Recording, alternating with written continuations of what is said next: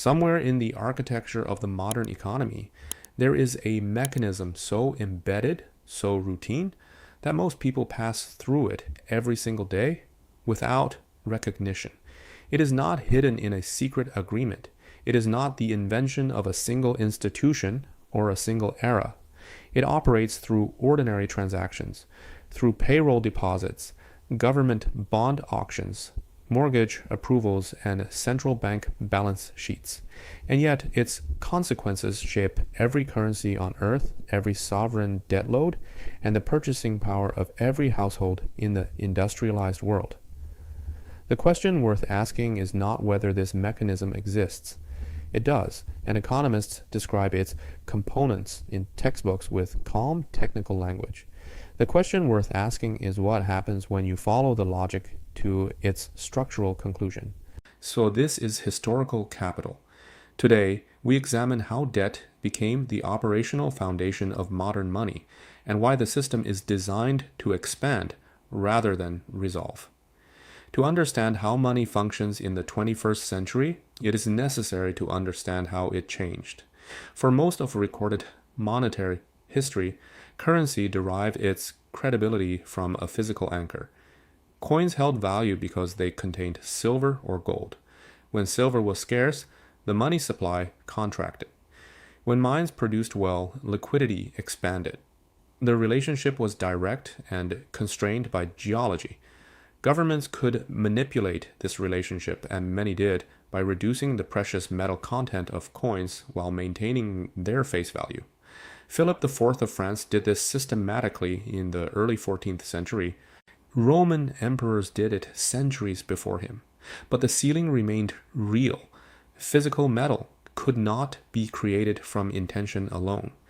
This constraint imposed discipline. It also imposed rigidity.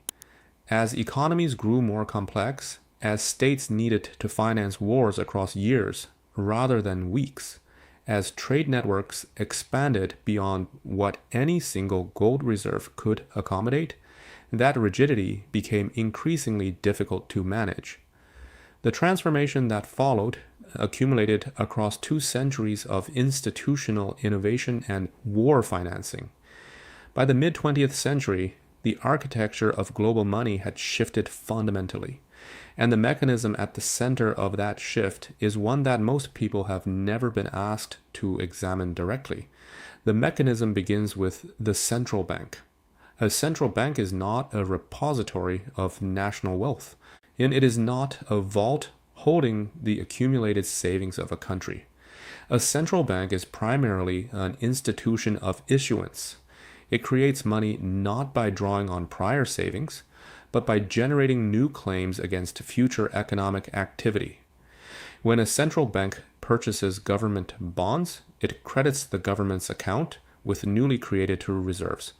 No prior savings are transferred, no gold moves.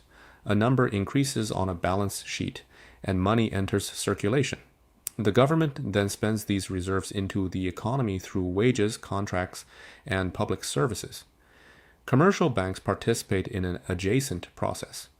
When a bank extends a loan, it does not lend from a pool of existing deposits. It creates a new deposit in the borrower's account at the moment of lending. The deposit and the loan come into existence simultaneously. The money did not exist before the loan was approved. This is not a flaw in the system. It is the system. Money creation in modern economies is primarily a function of lending activity. The supply of money in circulation is not determined by gold in a vault. It is determined by the volume of debt being created and serviced at any given moment.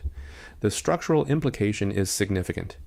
If most money enters existence as debt, then the money supply and the total debt load of an economy grow together. They are not separate phenomena. They are the same phenomenon expressed in 2 directions simultaneously, and the reverse is equally true. Retiring debt does not simply reduce a burden. On a systemic level, it removes money from circulation. An economy aggressively paying down its debt would, under this structure, experience a contraction in its money supply. This is the structural logic that governments and central banks operate within, whether or not it is publicly articulated in those terms. The structure became institutionally formalized after the Second World War. The Bretton Woods agreements of 1944 established the dollar as the world's primary reserve currency, convertible to gold at $35 per ounce. Other currencies were pegged to the dollar. The entire international monetary architecture rested on a single convertibility commitment made by the United States government. For nearly 3 decades, this arrangement held. Then came August of 1971. The United States had been running persistent trade deficits. Military expenditure abroad and domestic programs had expanded the dollar supply well beyond what the gold reserve could proportionally support. Foreign governments, most notably France, had been converting dollar reserves into gold at the fixed rate, drawing down American holdings steadily. The arithmetic was becoming untenable. There was no longer enough gold to honor outstanding dollar claims at the established price. President Nixon suspended dollar-to-gold convertibility. The peg was severed. What followed was not the collapse critics predicted. The dollar remained the world's dominant reserve currency. Trade continued, but the structural basis of money had shifted permanently. Currency was no longer a claim on metal. It was a claim on institutional credibility, on the continued willingness of governments to honor their obligations and of central banks to manage inflation within tolerable bounds. Money had become, in the most precise sense, a shared agreement about value rather than a receipt for stored wealth. The consequences of this structure operate continuously and affect every major economy in the world. The first is the permanence of sovereign debt. Because money enters circulation primarily as debt, governments do not accumulate debt by accident alone. They accumulate it as a structural function of expanding the money supply. When an economy grows, more money is needed. More money entering through bond issuance means more government debt outstanding. The debt is not the symptom of dysfunction. In the current architecture, it is the mechanism of normal operation. This is why governments do not plan to repay their total debt the way a household retires a mortgage. They plan to roll it over indefinitely, issuing new bonds to retire old ones, keeping the debt-to-output ratio within ranges that maintain creditor confidence. The interest payment is the product. The principle is the permanent foundation of the architecture. The second consequence is the redistribution of purchasing power through inflation. When the money supply expands through credit creation, more monetary claims circulate against a relatively fixed quantity of goods and services. Prices adjust upward. The purchasing power of existing savings declines. This process functions as a continuous transfer from those who hold liquid savings to those who hold assets or productive capacity. It is not announced, and it operates through the price mechanism with a time lag that obscures its origin. The third consequence is geopolitical. The country that issues the world's primary reserve currency operates under different constraints than all others. When the United States finances a deficit, it issues bonds that central banks around the world are structurally motivated to hold. This demand is not purely a market preference, and it is embedded in the reserve requirements and trade settlement practices of the international financial system. The result is that the United States can run deficits at a scale and duration that would be unsustainable for any other sovereign. The world lends to it at lower rates and in greater volume than its balance sheet would otherwise justify. The system continues not because it is theoretically optimal, but because the alternatives carry disruptions that no major institutional actor is positioned to absorb cleanly. A return to a gold standard would require either a dramatic revaluation of gold to match the existing money supply, or a severe contraction in the monetary base producing deflationary pressure across every linked economy. A shift to an alternative reserve currency would require a contender with bond markets of comparable depth and institutional credibility. No such alternative currently exists at the required scale. And retiring global sovereign debt rapidly would, as the structural logic of the system indicates, remove money from circulation in quantities that would destabilize trade across interconnected economies.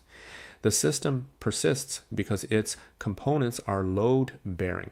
With central banks and finance ministries operate with full awareness that the architecture depends on confidence in its continuation more than on any physical anchor. What the modern financial system has constructed across 3 centuries of institutional evolution is a mechanism that transforms future productivity into present money. Debt becomes currency. Currency becomes economic activity. Economic activity generates tax revenue. Tax revenue services the debt. The cycle renews. The money in circulation today is, in its overwhelming majority, the residue of loans extended and not yet retired. Every dollar, every euro, every yen in active circulation represents an obligation recorded somewhere on a balance sheet. This system runs not on gold, not on silver, and not on accumulated savings. And it runs on the continuous willingness of borrowers to take on new debt, of lenders to extend it, and of populations to accept the resulting currency as a credible store of value. When that willingness holds, the mechanism is invisible. It is only when confidence fractures, as it did in Germany in 1923, in Argentina in 2001, in Lebanon across the years following 2019, that the architecture becomes visible to those living inside it. By that point, the observation carries a cost. Understanding the structure before the fracture is the only position from which it is possible to respond rather than react. And once the architecture of money is seen clearly, the financial history of the modern world reads differently, not as a sequence of crises and recoveries, but as the predictable output of a system operating precisely as designed. If you're interested in how power actually works beneath the surface, subscribe, support the channel with a like, and let me know below which historical pattern you want explored next.